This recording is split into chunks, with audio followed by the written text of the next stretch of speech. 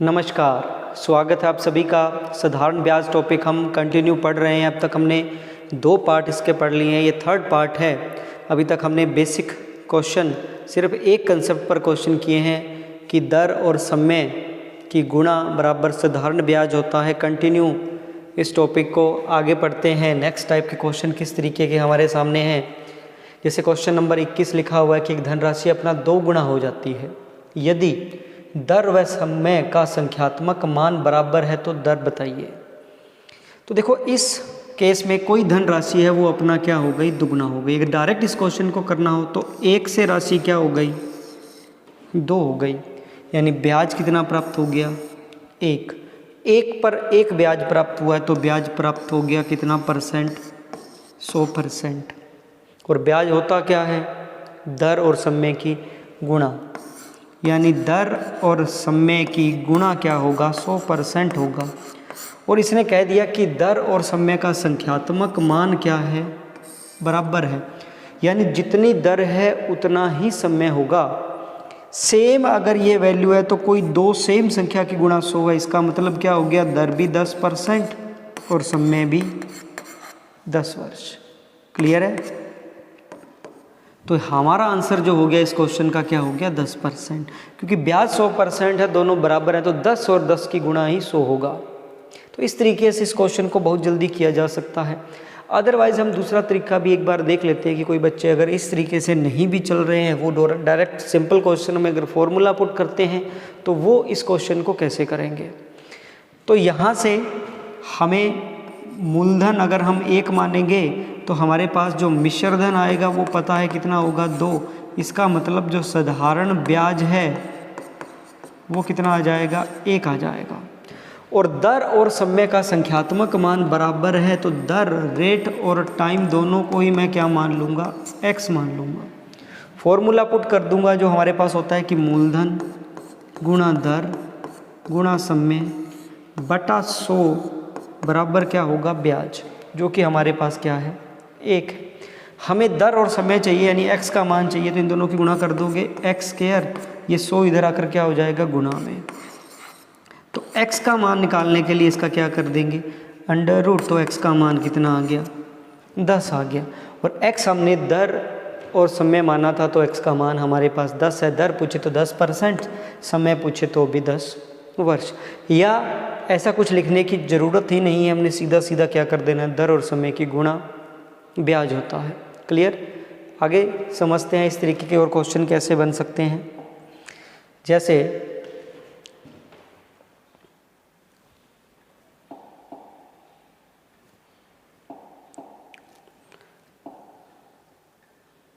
Next question जो है कि एक धनराशि अपना 1 + 1/4 गुना हो जाती है यदि दर व समय का संख्यात्मक मान क्या हो, बराबर हो। देखो, कोई धनराशि कितना गुना हो गई, 1 से ही 1/4 यानी 5/4 गुणा हो गई। यानी मूलधन अगर 4 है तो वो क्या हो गया, 5 हो गया। ब्याज कितना बन गया, 1 ब्याज बन रहा है किस पर, 4 पर। अगर परसेंट पता करना हो तो कितना हो जाएगा, 25%। 4 का 1 25% होता है। ब्याज हमारे पास 25% है और ब्याज हमेशा क्या होगा, दर व समय की गुणा। और दर और समय का संख्यात्मक मान क्या है, बराबर है। इसका मतलब दर भी 5% है और समय भी 5 वर्ष है, क्योंकि तभी तो इनकी गुणा क्या होगी, 25 होगी। तो हमारा सीधा सीधा आंसर हो जाएगा, वर्ष क्या आ जाएगा, 5 आ जाएगा। क्लियर है। तो अब तक हम ये 3rd टाइप कर रहे हैं और यहाँ हम सिर्फ एक कंसेप्ट हमने समझा था कि दर व समय की गुणा क्या होता है, ब्याज होता है, और उसी बेस पर सभी क्वेश्चन कर रहे हैं। नेक्स्ट क्वेश्चन देखते हैं। क्वेश्चन है सेम वही, दर व समय का संख्यात्मक मान बराबर है तो कितने समय में किसी धन का साधारण ब्याज 9/25 गुना हो जाएगा। 9/25 गुना का मतलब क्या हो गया, 25 से क्या हो जाएगा, 9। क्या साधारण ब्याज, तो 25 का 9 कितना परसेंट हो गया, 36% हो गया। पता करने का तरीका होता है 9/25 का कितना परसेंट है, तो ये कट गया किस पर, 4 पर। 9 4 36। क्यों? क्योंकि इस बार हमें क्या दे रखा है, साधारण ब्याज। अगर ये प्रिंसिपल है तो ये क्या है, साधारण ब्याज है, सिंपल इंटरेस्ट है। तो 36% ब्याज है और दर और समय का अगर संख्यात्मक मान बराबर है तो हम कह देंगे जी दर भी 6% है और समय भी 6 वर्ष है। तो इस क्वेश्चन का जो आंसर हो गया वो क्या हो गया, 6 वर्ष हो गया। बस हमने ये चेक करना था कि ब्याज कितने परसेंट बना है, और ब्याज होता क्या है, दर और समय की गुणा। वहाँ से डायरेक्ट हम बता देंगे जी 6% है या 6 वर्ष है। क्लियर? नेक्स्ट क्वेश्चन देखते हैं इसमें।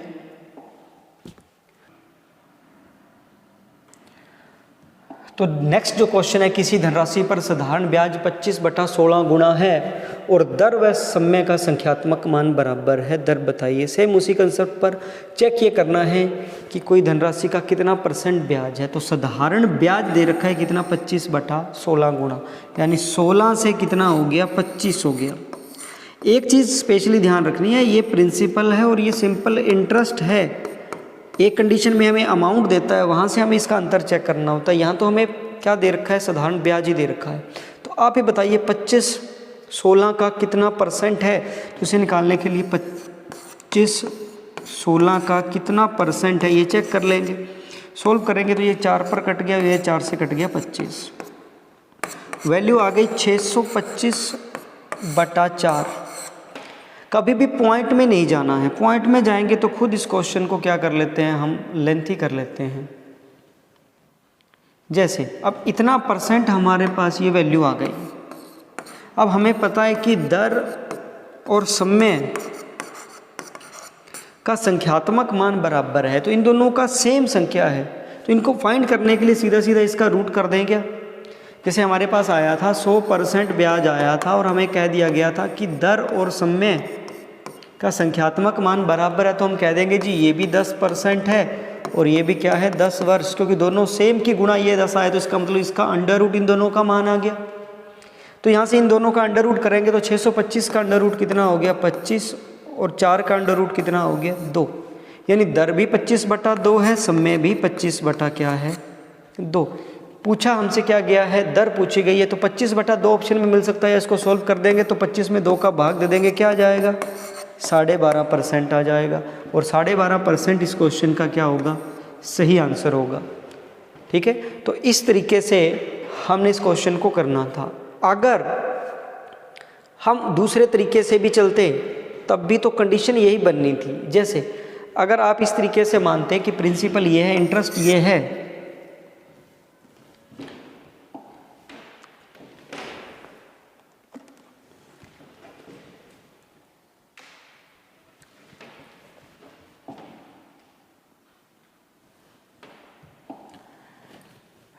तब भी हम कहते हैं कि प्रिंसिपल हमारे पास है 16, दर और समय का संख्यात्मक मान बराबर है, बटा है 100, और ब्याज हमारे पास कितना है, 25। सॉल्व करते तो 4 चौका 16, 25 चौका 100, एक्स स्क्वायर इनकी गुणा करते ये 25 इधर आकर गुणा हो जाएगा 625, 4 इधर आकर भाग में आ जाएगा, x की वैल्यू इधर क्या हो जाएगी, अंडर रूट हो जाएगी। यानी हमें 625/4 का अंडर रूट ही करना था और वही हमने यहाँ किया है। क्यों? क्योंकि दर व समय का संख्यात्मक मान बराबर है, दोनों की कंडीशनें सेम है, इसलिए दोनों के गुणा से हमें ब्याज प्राप्त हुआ है। तो इस तरीके से ईजिली हम इन क्वेश्चनों को कर सकते हैं। और देखते हैं इसमें किस टाइप के क्वेश्चन बन सकते हैं।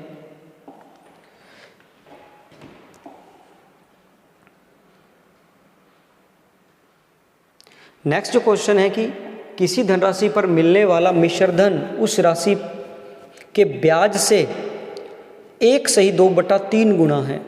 यदि ब्याज की दर 15% है तो समय बताइए। अच्छा क्वेश्चन है। यहाँ पर देखो क्या है, मिश्र धन ब्याज से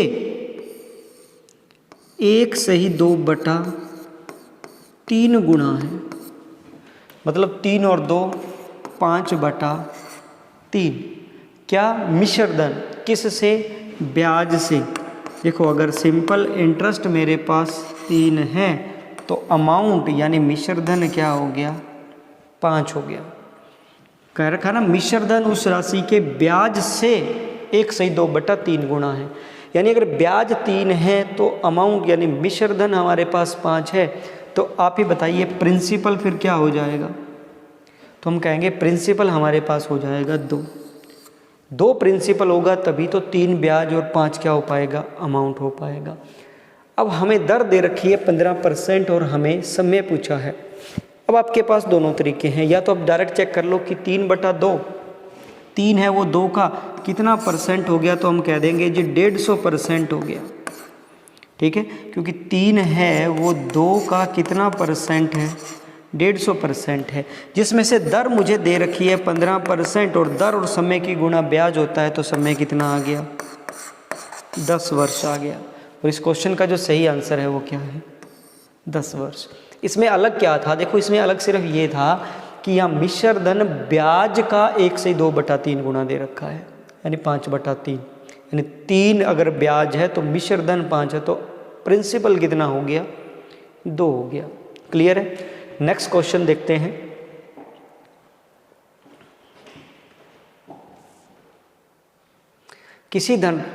एक धनराशि अपना 1.54 गुना हो जाती है यदि दर और समय का अनुपात 2:3 है, तो दर बताइए। अच्छा क्वेश्चन है ये भी, दोनों तरीके से इसको भी करते हैं। इससे पहले एक बेसिक सी बात, अगर हमें कोई भी वैल्यू का इस तरीके से दे रखा हो, जैसे 2:3 है, यानी संख्या 1 और 2 है, ये 2:3 में है, और इनका गुणनफल हमें दे रखा है 96 इनका क्या दे रखा है, गुणनफल दे रखा है। संख्या अनुपात में दे रखी हो, गुणनफल दे रखा हो, तो हमारे पास क्या तरीका होता है फाइंड करने का। हमें पता है कि अनुपात न्यूनतम मान होता है और ये गुणात्मक भी होता है, यानी अगर ये 2 है तो ये 3 है, तब तो इनका गुणनफल सिर्फ 6 हुआ। अगर ये 4 होगा तो ये क्या होगा, 6, तब इनका गुणनफल कितना हुआ, 24। अगर ये वैल्यू 6 है तो ये वैल्यू हो जाएगी 9। अगर ये वैल्यू है 8 तो ये वैल्यू हो जाएगी 12। तो 12 8 96 होगा, तब हम कहेंगे जी ये संख्या है, ये एक 8 है और एक क्या है, 12 है। क्लियर। वही चीज़ यहाँ यूज़ होगी। जैसे एक धनराशि अपना 1.54 गुना हो जाती है, यानी 1 से 1.54 गुना हो जाती है, तो 0.45 ब्याज प्राप्त कर लेती है, और 1 का 0.54 जो ब्याज है वो कितना हो गया, 54% ही हो गया, यानी 1.54 गुना हो गई, तो ब्याज कितना हो गया, 54% हो गया। ये हमने पहले भी जो सेकंड वीडियो हमने पढ़ी थी उसमें भी जो पढ़ा था हमने, उसमें भी हमने सीख लिया था। तो ये हमारे पास क्या है, ब्याज है। अब ब्याज हमें पता है क्या होता है, दर और समय की क्या होती है, गुणा होती है। पर हमें दर और समय इस बार क्या दे रखा है, 2:3 में दे रखा है। तो अभी हमने यहाँ से ये चीज़ समझी है कि अगर ये दर 2 होगी तो समय 3 है, दर 4 होगी तो समय 6 होगा, और अगर दर 6 होगी तो समय 9 होगा। जहाँ ये मल्टीप्लाई सेटिस्फाई कर जाए, हमें पता है 6 और 9 की मल्टीप्लाई 54 होती है, तो रेट पूछे तो हमारा आंसर 6 है, टाइम पूछे तो हमारा आंसर 9 है। तो हमसे रेट पूछा गया है, आंसर हमारा क्या हो गया, 6% हो गया। क्लियर है। इस तरीके से इस चीज़ को कर सकते हैं। एक बात हमें पता ही है कि दर और समय की गुणा ब्याज है, तो अगर अनुपात दे रखा है तो यहाँ से हम क्रॉस चेक कर लेंगे, क्योंकि हमें दर और समय की गुणा दे रखा है। ये वही कंडीशन हो गई जो बेसिक टाइप के क्वेश्चन करते हैं। हमें दर और समय की गुणा दे रखी है इनडायरेक्ट रूप से, और हमें अनुपात दे रखा है। यहाँ भी हमें अनुपात दे रखा था गुणा का, हमें यहाँ पता लग गया कि 54% उन दोनों की गुणा है। क्लियर है। होप आप समझ पाए होंगे। अब बात करते हैं अगर बेसिक से इसको करना होता तो इसको इस तरीके से फिर करते कि अगर रेट में मान लेता 2x, तो टाइम मुझे क्या मानना पड़ता, 3x, ऐसे ही मानना पड़ता। अब हमारे पास मूलधन कितना है, क्योंकि 1.54 गुना हो गया, तो मूलधन मेरे पास 1 है, ब्याज ये है। फॉर्मूला हमारे पास होता है मूलधन गुणा दर गुणा समय बटा 100 बराबर ब्याज। जो कि कितना है 0.54 है। अब अगर इसको सॉल्व करें तो ये इधर आकर गुणा हो जाएगा, तो इसकी मल्टीप्लाई हो जाएगी 6x² बराबर 54। ये इधर आएगा, 2 पॉइंट कैंसिल हो जाएंगे। तो x² की वैल्यू कितनी आ गई, 9 आ गई। तो x का मान कितना आ गया आपके पास, 3 आ गया। x का मान कितना आ गया, 3। दर पूछे तो x 2x है तो 3 दूना 6%, सब में पूछे तो 3 तिया 9%। ये करेंगे। यहाँ भी मैंने वही किया है, यहाँ मुझे पता लग गया 54 जो इधर से आया। मैंने 2 और 3 को चेक कर लिया कि इसका 2 गुना है या 3 गुना। तो इसका 3 गुना किया 6, इसका 3 गुना किया 9, जो इसको सेटिस्फाई कर रहा था। यहाँ भी मैंने 3 गुना करके ही क्या किया है, आंसर किया है। तो क्लियर है। तो इस तरीके से अगर हमारे पास रेशो में भी वैल्यू दे दे तब भी हम इजीली इस क्वेश्चन को सोल्व कर सकते हैं। एक क्वेश्चन और देख लेते हैं इसी तरीके का, जिसमें हमें रेशो दे रखा है। जैसे ये क्वेश्चन है, अब बड़ी जल्दी इसका आंसर हम दे सकते हैं। जैसे कोई धनराशि अपना 1.9 गुना हो जाती है यदि दर व समय का अनुपात 2:5 है, तो समय बताइए। कोई राशि अपना 1.9 गुना हो जाती है, यानी 0.9 वो ब्याज प्राप्त करेगी। इसका मतलब क्या हो गया, 90% हो गया। देखो अगर कोई नहीं समझ पा रहा तो 0.9 ब्याज है किस पर, 1 पर, गुणा 100। ये पॉइंट कैंसिल करेंगे तो 0 लग जाएगी, 0 से 0 कट गया, 10 निमा 90, यानी 90% हमारे पास ब्याज है। और ब्याज होता क्या है, दर और समय की, दर और समय की क्या होती है, गुणा। और दर और समय का जो अनुपात है वो क्या है, 2 और 5। 2 5 की गुणा तो 10 होती है। अगर इसको मैं दुगुना करूं, 4 करूं तो ये 10 होगा, ये तो 40 होगा।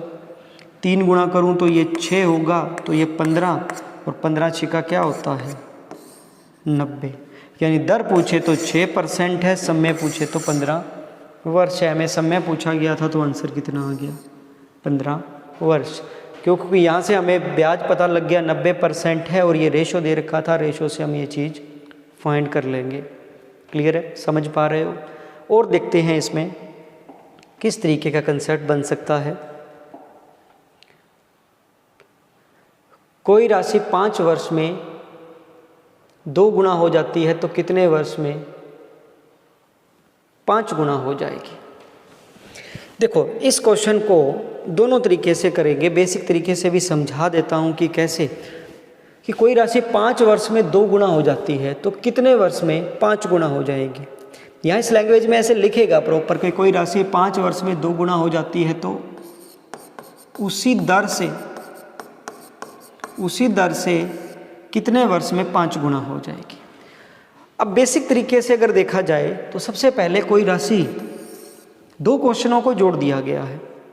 बेसिक से देखें तो पहले हम ये कह सकते हैं कि कोई राशि 2 गुना हो गई, यानी 1 से 2 हो गई। इसका मतलब 1 ब्याज प्राप्त कर लिया। 1 ब्याज का मतलब क्या हो गया, 100%। अगर समय मेरे पास 5 वर्ष है तो दर मेरे पास कितनी आ गई, 20% आ गई। फिर से अगर इसको रिपीट करें, ये क्वेश्चन ऐसे आएगा, एग्जाम में आएगा, तो कोई राशि 5 वर्ष में 2 गुना हो जाती है तो उसी दर से कितने वर्ष में 5 गुना हो जाएगी। 2 गुना हो गई, इसका मतलब 100% ब्याज है। 5 वर्ष में 2 गुना हुई है तो दर कितनी आ गई, 20% आ गई। अब हमने बस ये चेक करना है कि वो इसी दर से, यानी 20% की दर से 5 गुना कब होगी। तो हम कहेंगे जी 5 गुना होने के लिए 4 ब्याज प्राप्त करना होगा, यानी ब्याज कितना प्राप्त करना होगा, 400% ब्याज प्राप्त करना होगा। और अगर हमारे पास उसी दर की बात कर रहा है, अगर रेट हमारे पास 20% है तो आप ही बताओ टाइम कितना लग जाएगा। आपका आंसर होगा 20 वर्ष। तो आंसर हमारा क्या हो गया, 20 वर्ष। मैं फिर से एक बार रिपीट करता हूँ, शॉर्ट तरीका भी इसका हम डिस्कस करेंगे कि कोई राशि 2 गुना हो गई, 100% ब्याज बना लिया उसने 5 वर्ष में। इसका मतलब दर हमारे पास कितनी है, 20%। पहले हमने वो दर निकाली, फिर उसने कहा उसी दर से, यानी इस दर से कितने वर्ष में 5 गुना होगी। तो दर वही सेम है, तो 400% ब्याज सेम दर से कितने समय में? 20 वर्ष में। अब बात करते हैं इसको जल्दी करने की। तो हमने कंसेप्ट इस पर लगाना क्या है? सिर्फ और सिर्फ ये लगाना है, जैसे कोई राशि 5 वर्ष में क्या हो गई? दुगना। तो कितने वर्ष में 5 गुना हो जाएगी? ये है। तो यहाँ ब्याज कितना बन गया? 1। यहाँ ब्याज कितना बन गया? 4। तो आप ही बताओ ब्याज कितना गुना हो गया? 4 गुना हो गया। तो समय भी 4 गुना हो जाएगा। तो हमारे पास आंसर कितना आ गया? 20 वर्ष। ब्याज जितना गुना होगा समय भी उतना ही गुना होगा। ठीक, इस तरीके से हम इस क्वेश्चन को जल्दी कर सकते हैं। अगर ये दिमाग में हमारे ना रहे तो हमारे पास बेसिक तरीका है, क्योंकि 2 गुना से हम दर निकाल सकते हैं और उसी दर से वापस हम समय निकाल सकते हैं, क्योंकि 2 क्वेश्चनों को कंबाइन कर दिया गया है। 2-3 एग्जाम्पल इसी तरीके के और देख लेते हैं, उसके बाद इस वीडियो को एंड करेंगे। जैसे नेक्स्ट हमारे पास क्वेश्चन है कि कोई राशि 10% की दर से 3 गुना हो जाती है, तो बताओ वह किस दर से 7 गुना हो जाएगी? बात बराबर रहेगी, सेम। 10% की दर से क्या हो गई? 3 गुना हो गई। तो ब्याज कितना प्राप्त कर लिया? 2। तो किस दर से वो 7 गुना हो जाएगी? तो ब्याज कितना प्राप्त करना पड़ेगा? 6। कितना गुना ब्याज प्राप्त करना पड़ेगा? 3 गुना ब्याज प्राप्त करना पड़ेगा। तो दर भी 3 गुना हो जाएगी। आंसर कितना आ जाएगा? 30% आ जाएगा। ये इस क्वेश्चन का क्या हो गया? आंसर हो गया। क्लियर है? इस तरीके से हम इजीली इस चीज़ को लिख सकते हैं। जैसे कुछ डिस्कशन करते हैं कुछ और क्वेश्चनों की। अब मुझे आप बताइए इसी तरीके का कि मैं वैल्यू दे रहा हूँ कि कोई राशि है वो कुछ वर्षों में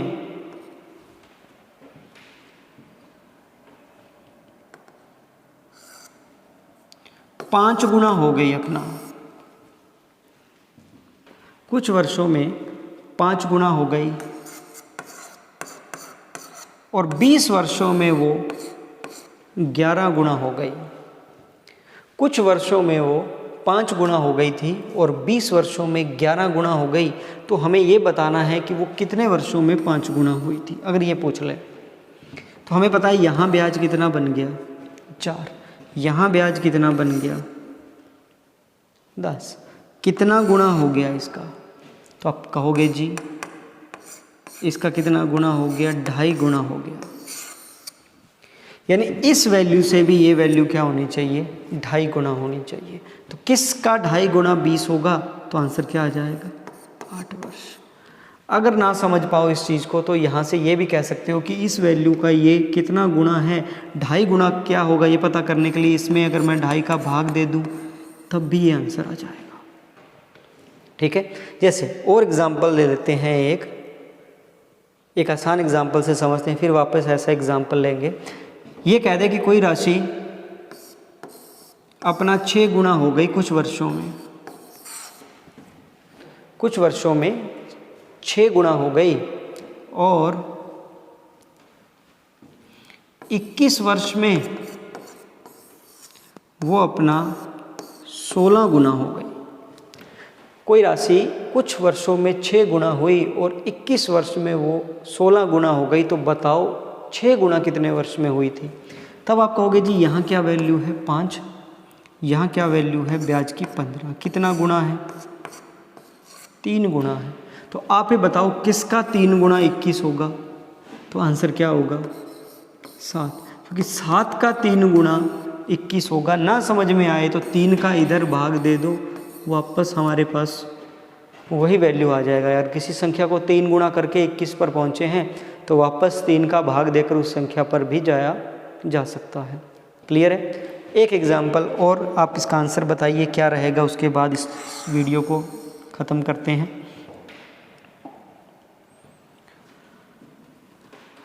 कोई राशि है वो 9 वर्ष में कोई राशि 9 वर्ष में अपना 4 गुना हो गई तो कितने वर्ष में वो 10 गुना हो जाएगी। कोई राशि 9 वर्ष में अपना 4 गुना हो गई तो कितने वर्ष में 10 गुना हो जाएगी। तो आप यहाँ कहोगे जी ब्याज प्राप्त हुआ 3, यहाँ ब्याज प्राप्त हुआ 9, कितना गुना हो गया, आप कहोगे 3 गुना हो गया। 3 गुना हो गया तो 9 तिया 27, तो आंसर हो जाएगा 27 वर्ष में वो अपना 10 गुना हो जाएगी। तो ये थर्ड पार्ट हमारा कंप्लीट होता है और यहाँ तक हमने बेस यानी बहुत बेसिक टाइप के क्वेश्चन साधारण ब्याज के किए। वैसे तो पूरा टॉपिक ही आसान है। नेक्स्ट क्लास से हम इससे अलग कंसेप्ट के क्वेश्चन करेंगे कि किस तरीके से बाकी टाइप कौन से बचते हैं जो साधारण ब्याज में हमसे पूछे जाते हैं। तो अभी के लिए इतना ही। फिर वही छोटी सी रिक्वेस्ट, ज़्यादा से ज़्यादा इस चैनल को सपोर्ट कीजिए अपना चैनल समझ के। धन्यवाद।